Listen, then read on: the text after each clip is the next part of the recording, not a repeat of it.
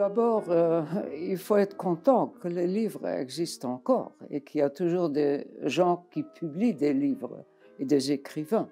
Alors, je crois que les gens lisent, mais est-ce qu'ils se font leur propre opinion d'un livre? Ou bien est-ce qu'ils sont influencés par tout ce qu'on lit dans les médias, dans les nouveaux médias, sur l'écrivain, sur le livre? Ça, pour moi, c'est une question que je me pose quelquefois. Mais quand je lis un livre, je m'approfondis sur l'œuvre de l'écrivain et je ne me laisse pas influencer. Donc, je crois que les livres ont toujours une grande importance.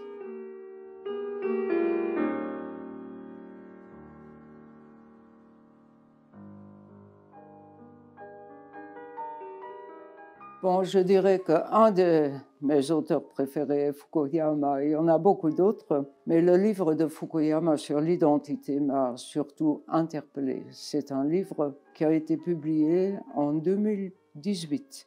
Et à l'époque, Fukuyama prédisait en quelque sorte que si on n'arrivait pas à trouver des accords internationaux sur l'identité de la personne, il prévoyait une troisième guerre mondiale. Alors c'est là où on est arrivé maintenant. Alors le sous-titre de son livre fait appel à la dignité de l'être.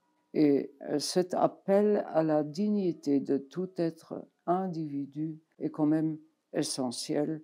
Sa conclusion est en quelque sorte, si on arrive à reconnaître la dignité de chaque être humain, on pourrait construire la paix dans le monde.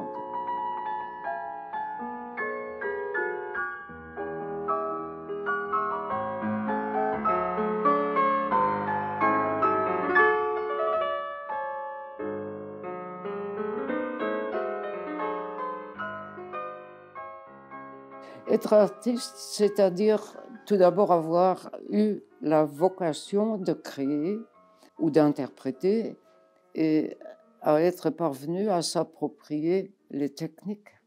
Et pour avoir les techniques, il faut avoir tout d'abord du talent, mais il faut aussi avoir appris à transmettre une pensée.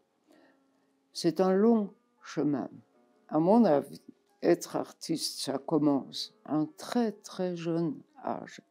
Et malheureusement, parfois, on ne regarde pas assez ce que les petits-enfants ont déjà dans leur sensibilité et pour les éduquer de façon à ce qu'ils expriment ce qu'ils ont dans leur cœur, dans leur fort intérieur, ça c'est la chose difficile. Lors de mon temps de professeur, j'ai eu des élèves très jeunes qui sont parvenus à sortir de cette période infantile et à avoir vraiment appris. Mais là, il fallait beaucoup de discipline, il fallait aussi la compréhension des parents.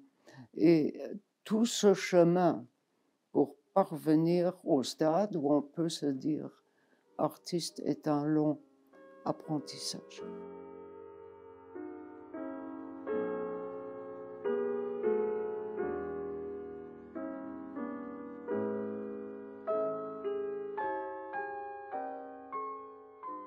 Là, le rôle des musées, c'est évidemment le rôle de conserver et de montrer tout l'art qui est produit. Donc, c'est un rôle qui doit être garanti par l'État, mais qui doit aussi être promu au public, car on peut aussi juger la culture d'un peuple d'après le nombre de visites dans les musées, car comment peut-on s'approprier l'état de la culture si on ne connaît pas le passé, si on ne connaît pas la réalité de l'art? Mais maintenant, en venir à la définition de la culture. Là, je me rallie totalement à la définition que l'UNESCO a établie. La définition est appelée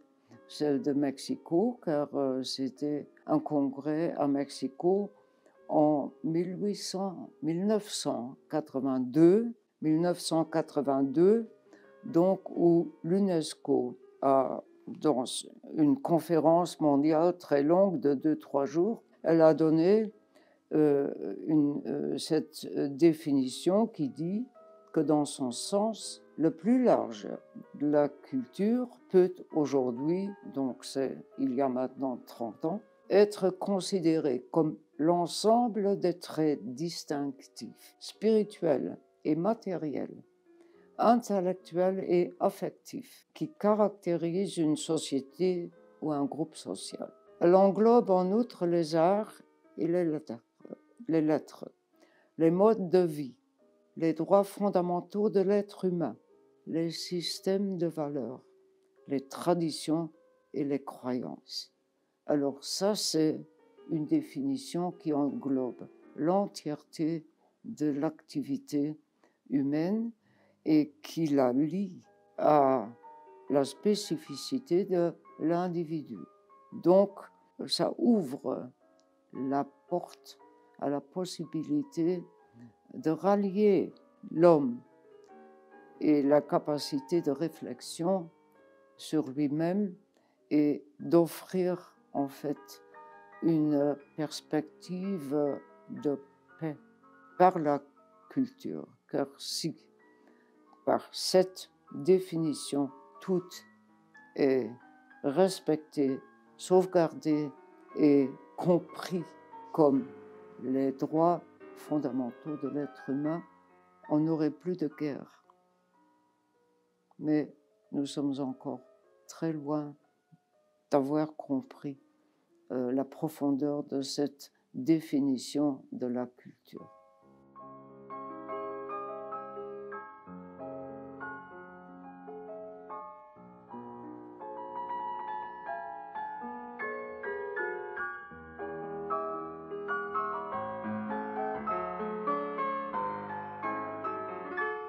Le premier défi qui nous est posé, c'est donc tout d'abord la maîtrise de cette invention. Et regardons un peu en arrière durant la pandémie.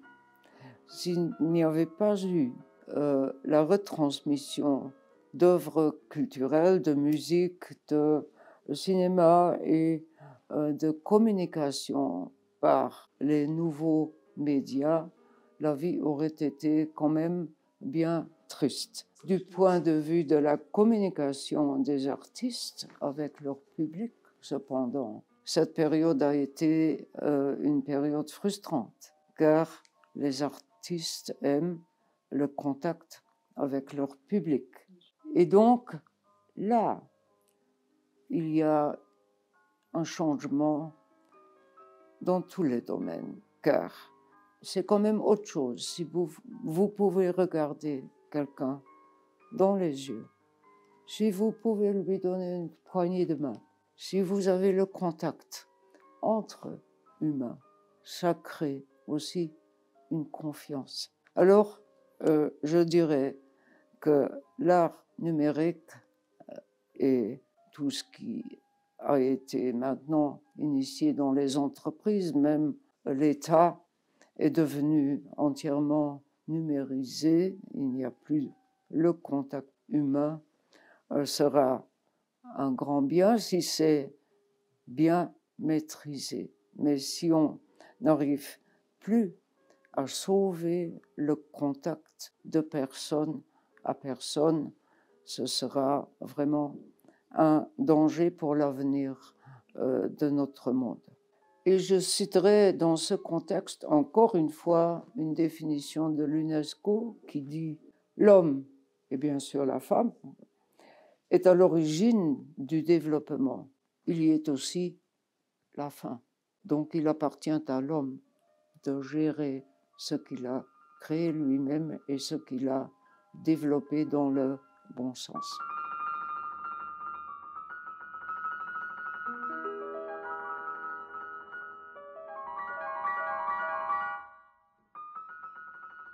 Mais c'est la preuve qu'un petit pays peut aussi avoir des artistes remarquables. Et je dois dire que nous avons remporté des distinctions internationales avec les arts visuels et aussi avec la musique, car le Luxembourg a été doté d'un Grammy en musique. Alors donc il y a un fait que ça vaut la peine de croire dans ce que font les artistes et leur donner l'occasion de se produire a été une chance. Alors, je dois dire, les investissements de l'État et du secteur privé ont été à point et ils ont bien montré qu'un petit pays peut aussi être internationalement dans la course au prix.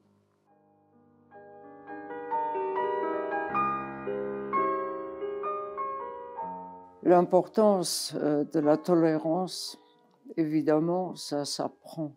Et ma grande crainte est que le manque d'amour et d'entourage des petits-enfants les amène à un stade où la capacité de sentir l'amour, de sentir le bien-être, d'être heureuse et d'être content va leur peut-être manquer, échapper. Donc l'éducation de la petite enfance surtout, et ensuite de la jeunesse, à ne pas rester au stade de la communication virtuelle, car c'est le mode maintenant, mais d'être capable de vivre avec les autres, de les comprendre, de les aimer aussi,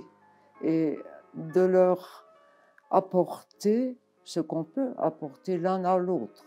J'ai dit plus haut que la poignée de main, c'est quelque chose de très important. Et si on regarde aujourd'hui comment se font les affaires, on n'a plus ce contact d'homme à homme. Tout se passe par le virtuel. Alors, comment veut-on créer un climat de tolérance si ça ne s'applique plus dans la vie réelle? Comment retourner? Alors là, la culture joue un rôle énorme. Et si on pouvait se rallier aussi en politique à faire en sorte que dans le domaine culturel, on apprenne à connaître l'autre, son identité, sa façon de vivre, pour arriver justement à cette tolérance et pour ne pas refuser en a priori, parce qu'on a reçu une opinion de quelqu'un d'autre sur un être humain. Donc, respecter l'être humain, je crois que tout a été dit dans ce sens.